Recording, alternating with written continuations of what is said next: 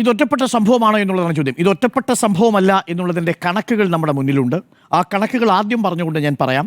കേരളത്തിലേത് ഒറ്റപ്പെട്ട സംഭവമാണെന്ന് ചിത്രീകരിച്ചു. ഇത് ഈ വർഷം ഒറ്റപ്പെട്ട സംഭവമാണ്. കഴിഞ്ഞ വർഷവും ഇതേ ഒറ്റപ്പെട്ട സംഭവം. തത്തമംഗലം സ്കൂളിൽ 3 VHP പ്രവർത്തകർ പ്രതിയായിരിക്കുന്ന കേസുണ്ട്. അത് സ്കൂളിൽ നടന്ന ക്രിസ്തുമസ് ആഘോഷം തടസ്സപ്പെടുത്തിയതുമായി ബന്ധപ്പെട്ട കേസാണ്.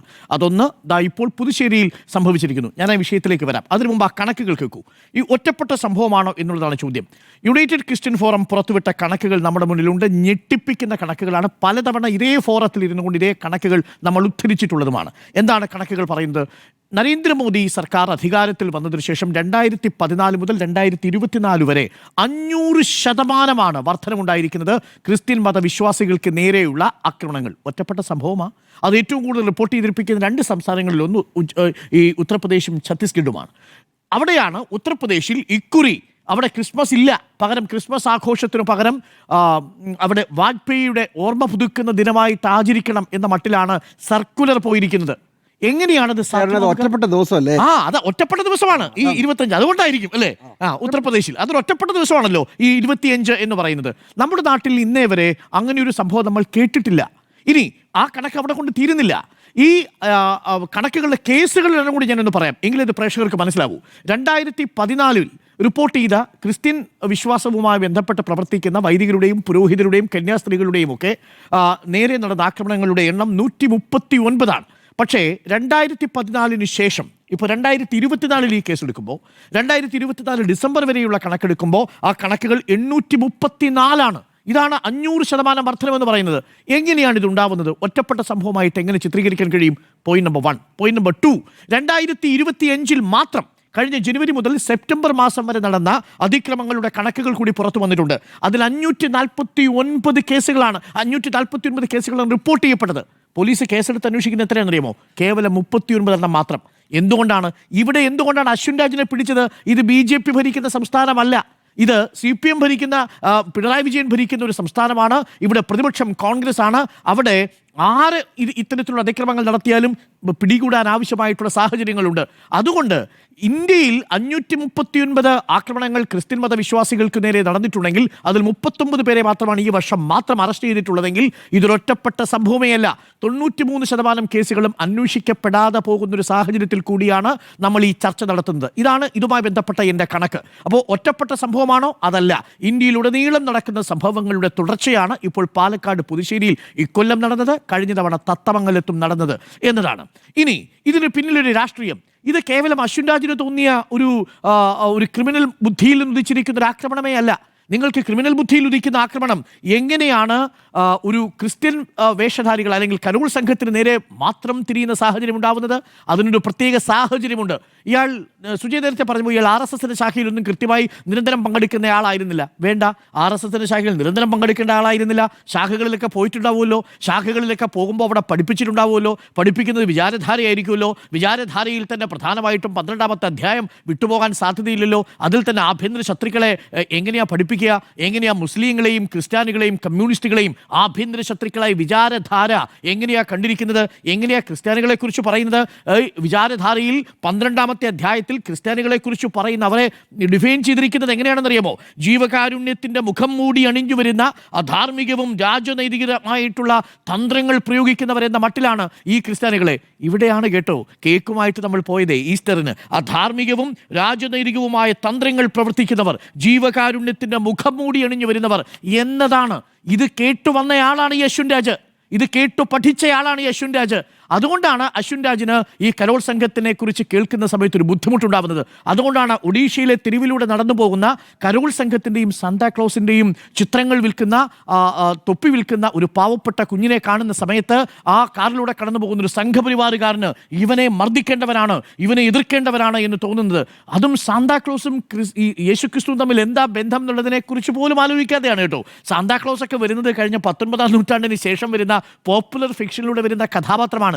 ഈ സാന്താക്ലോസ് യേശുക്രിസ്തുവിൻ്റെ എന്തോ അടുത്ത ബന്ധുവാണെന്ന മട്ടിലൊക്കെയാണ് സാന്താക്ലോസിൻ്റെ ചിത്രം കാണുമ്പോൾ ചിലർക്ക് ബുദ്ധിമുട്ട്. അതൊരു ആഘോഷത്തിൻ്റെ ഭാഗമായി നമ്മുടെ നാട്ടിൽ വരുന്നതാണ്. കുഞ്ഞുങ്ങൾക്ക് സന്തോഷം കൊടുക്കാൻ വേണ്ടിയിട്ട് വരുന്നവരാണ്.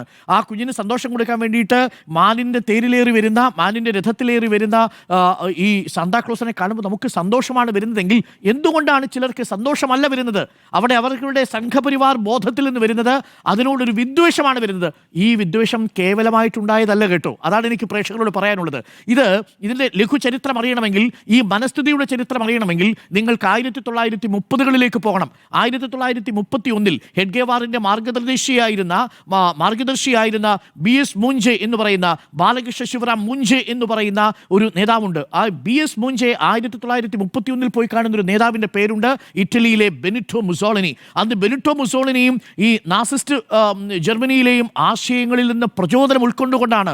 എന്നിട്ട് അന്ന് മൂഞ്ചയുടെ ഡയറിയിൽ എഴുതുന്ന ഒരു കാര്യമുണ്ട്, ഇന്ത്യയിലെ ഹിന്ദുക്കൾക്ക് വേണ്ടിയും സൈനികമായി ഇത്തരത്തിലൊന്ന് സംഘടിക്കേണ്ടതിൻ്റെ ആവശ്യകതയെക്കുറിച്ച് BS മൂഞ്ചെ എഴുതുന്നുണ്ട്. അതിനുശേഷം എങ്ങനെയാണ് നിർവചിച്ചിരിക്കുന്നത്? നമ്മുടെ വിചാരധാരയിലാണെങ്കിലും പിന്നീട് വന്ന ബെഞ്ച് ഓഫ് തോട്ട്സിലാണെങ്കിലും എങ്ങനെ വിശദീകരിച്ചിരിക്കുന്നതെന്നറിയാമോ?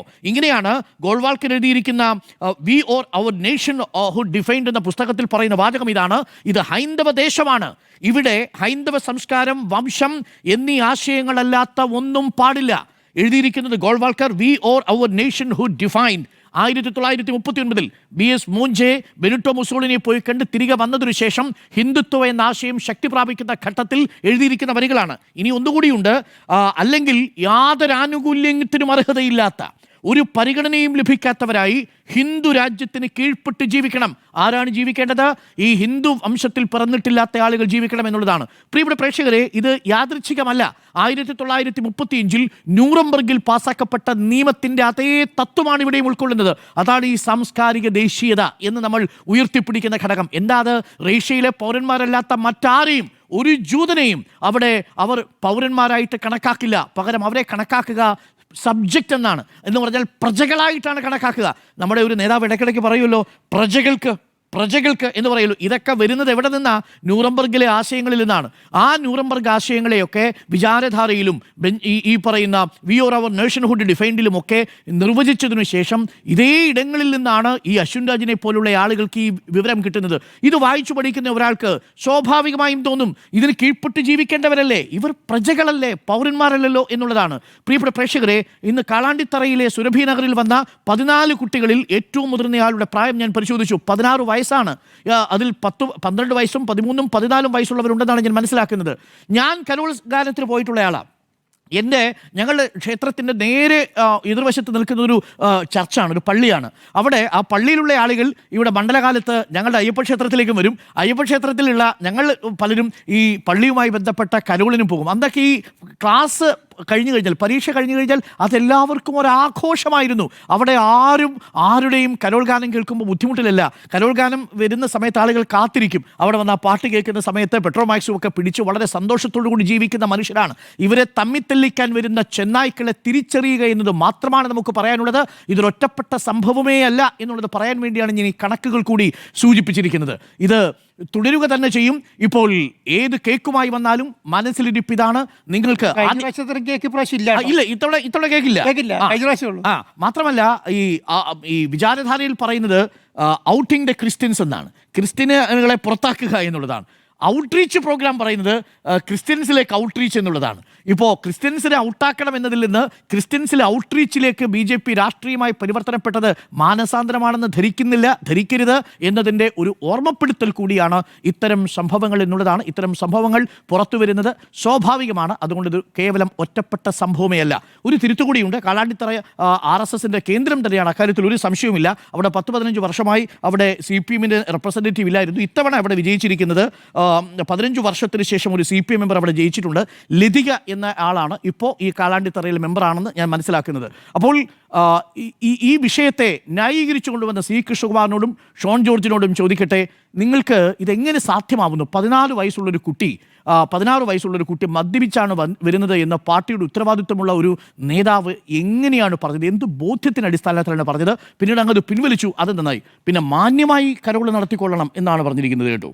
മാന്യമായിട്ട് കരോൾ നടത്തുക എന്നുള്ളത്, കരോൾ ആഘോഷത്തിൻ്റെയും ആത്മീയതയുടെയും ഒക്കെ ഒരു വേളയാണ്. ആര് കരോൾ അവതരിപ്പിക്കണം എന്നൊക്കെയുള്ളത് നമ്മളുടെ സ്വകാര്യതയ്ക്ക് വിട്ടു നൽകുക, അതൊക്കെ നമ്മളുടെ അവകാശങ്ങളാണ്. അതൊന്നും കൽപ്പിക്കാനായിട്ട് ഷോൺ ജോർജോ മറ്റ് രാഷ്ട്രീയ നേതാക്കളോ ഒന്നും ആയിട്ടില്ല. ഇത് കേരളമാണ്, ദ റിയൽ കേരള സ്റ്റോറി. ഇവിടെ കരോളും ആഘോഷിക്കും, പെരുന്നാളും ആഘോഷിക്കും, മണ്ഡലകാലത്ത് വ്രതം നോറ്റ് പോവുകയും ചെയ്യും. ഇതൊന്നും ഇല്ലാതെ ഫിലിം ഫെസ്റ്റിവലിനും പോകും. അത് കേരളമാണ്.